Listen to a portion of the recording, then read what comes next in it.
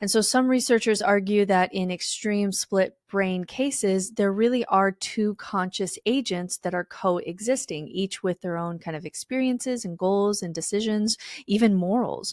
And so if you ask each side, what job you want to have, one will say accountant and the other will like point to race car driver. And there's philosophers that even call this, I'm referring to the work of Thomas Metzinger, who called it two centers of consciousness in one body. And so I couldn't make sense of this at the time.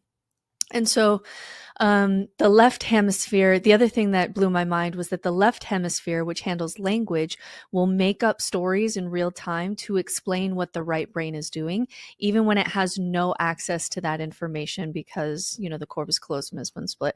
So if you show an image to just the right hemisphere via the left visual field, and the person may draw or react appropriately, but when you ask why they did it, the left hemisphere will just make up a reason that sounds plausible. So an example would be if you tell the right hemisphere to drink the juice at the table and you ask the left hemisphere that doesn't know that you told them to do that, and you ask the left hemisphere, why did you just drink that juice? Without skipping a beat, you will say, oh, I love orange juice in the morning and I was thirsty, not knowing that you were actually just told to, through the other side of your brain.